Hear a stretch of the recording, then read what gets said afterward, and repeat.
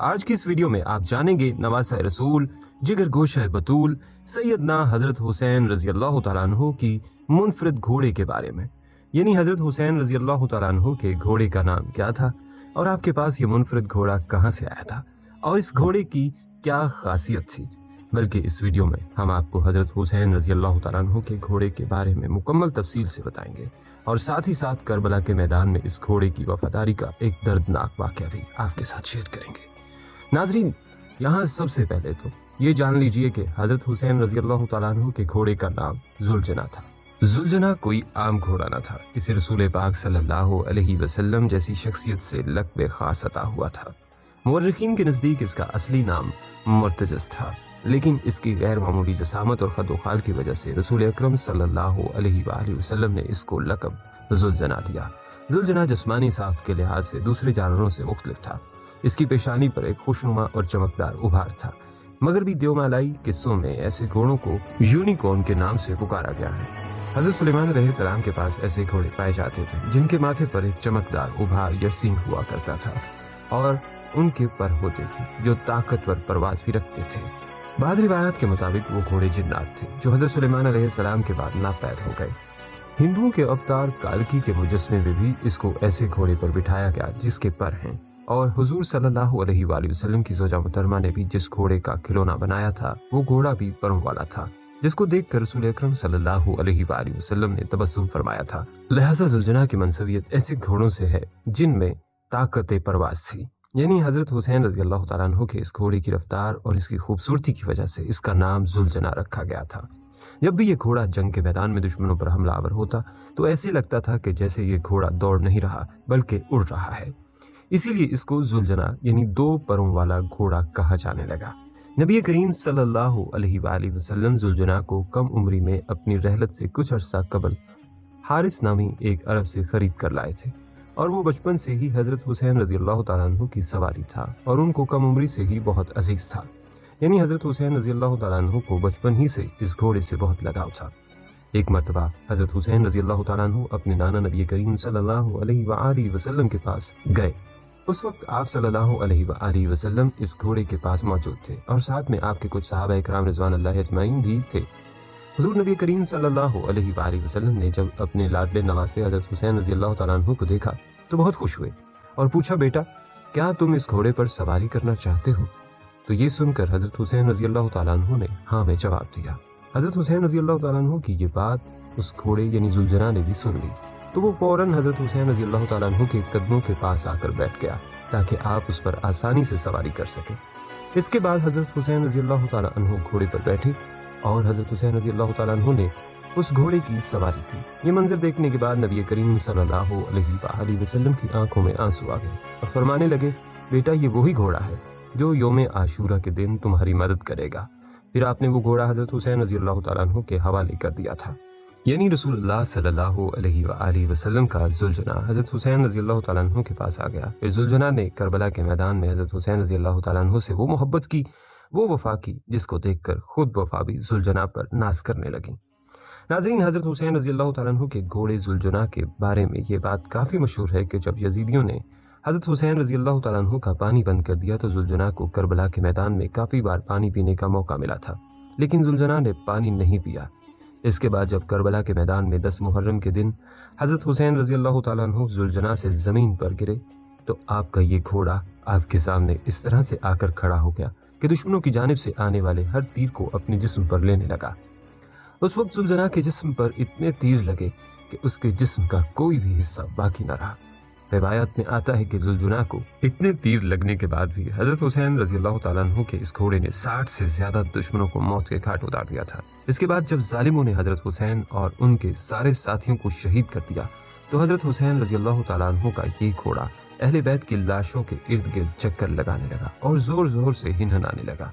फिर जुलजना हजरत हुसैन रजी अल्लाह तआला अन्हु के जिस्म अतहर के पास आकर रुक गया और अपनी पेशानी को हुसैन रजी अल्लाह तआला अन्हु के खून से तर कर लिया। फिर अपने पाँव को जमीन पर इस तरह से मारा कि जिससे इतनी जोरदार आवाज पैदा हुई कि पूरे मैदान में सन्नाटा छा गया। ये देखकर दुश्मनों के भी पसीने छूट गए। उस वक्त उमर बिन साद की नजर इस घोड़े पर पड़ी तो अपने लोगों से कहने लगा कि इस घोड़े को मेरे पास लाया जाए। یہ گھوڑا اللہ کے رسول صلی اللہ علیہ وآلہ وسلم کے گھوڑوں میں سے ایک بہترین گھوڑا ہے۔ پھر عمر بن سعد کے کہنے پر لوگ اسے پکڑنے کے لیے دوڑنے لگے۔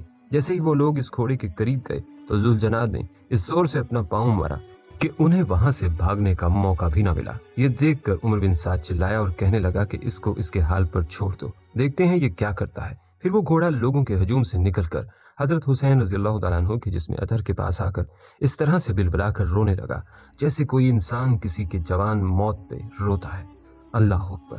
کربلا کے واقعے کے بعد ایک شخص حضرت باقر کی خدمت میں حاضر ہوا اور عرض کرنے لگا کہ اے وقت کے امام، آپ تو اس وقت کربلا کے میدان میں موجود تھے، تو آپ نے کیا دیکھا کہ جب حضرت حسین رضی اللہ تعالیٰ عنہ گھوڑے کی زین سے نیچے گرے تو اس وقت وہ گھوڑا حضرت حسین کے جستے خاکی کے گرد چکر لگا رہا تھا؟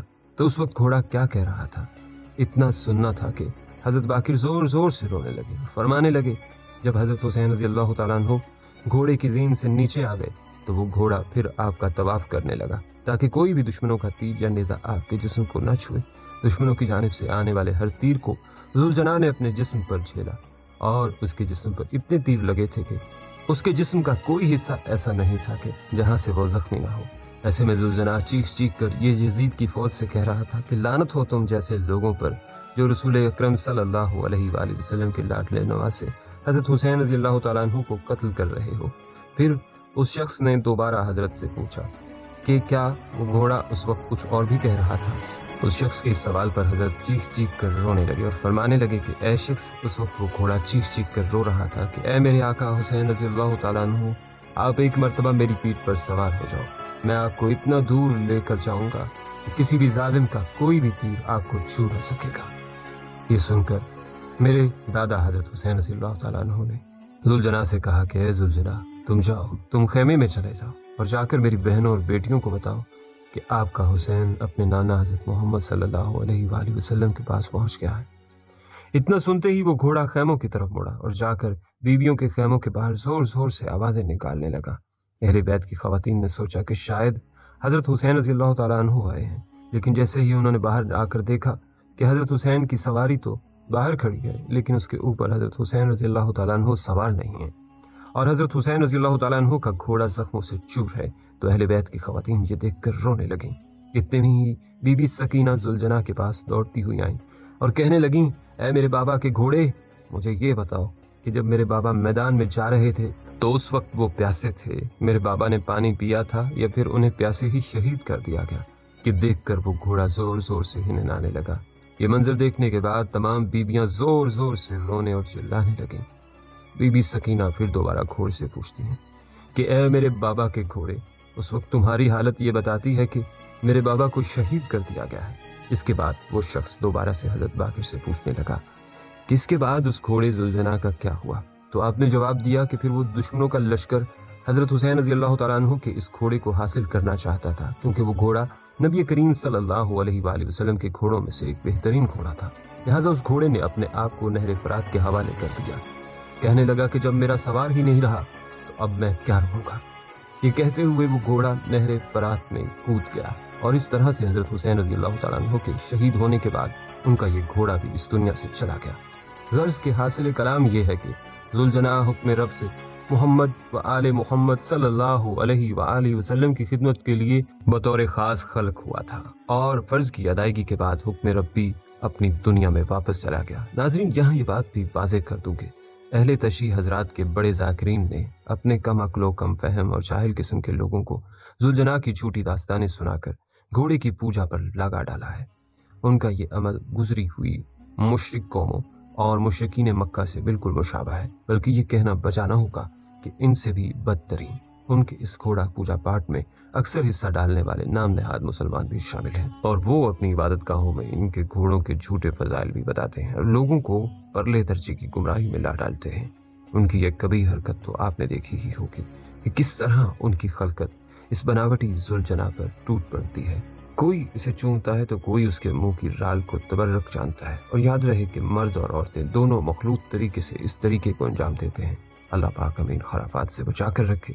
اس ویڈیو کو پیش کرنے کا مقصد صرف یہ ہے کہ ایک گھوڑے کے نواس رسول صلی اللہ علیہ وآلہ وسلم سے کیسی بے مثال محبت تھی، جس کو سن کر آپ سب کو حضرت حسین رضی اللہ تعالیٰ عنہ کی شان کا اندازہ ہو گیا ہوگا۔ حضرت حسین رضی اللہ تعالیٰ عنہ نے اللہ پاک کے دین کی خاطر اپنا سب کچھ قربان کر دیا، پھر بھی دین اسلام پر عمل کو نہیں چھوڑا۔ لہٰذا ہمیں بھی ان کی قربانی سے سبق سیکھتے ہوئے دین اسلام پر عمل کرنا چاہیے تاکہ کل قیامت کے دن ہم بھی کامیاب ہو سکیں۔ خواتین و حضرات، آئیں اس ویڈیو کے آخر میں مل کر اللہ پاک سے یہ دعا کرتے ہیں کہ اللہ پاک تمام امت مسلمہ کی طرف سے حضرت حسین رضی اللہ تعالیٰ عنہ کو جزائے خیر عطا فرمائے۔ آمین یا رب العالمین۔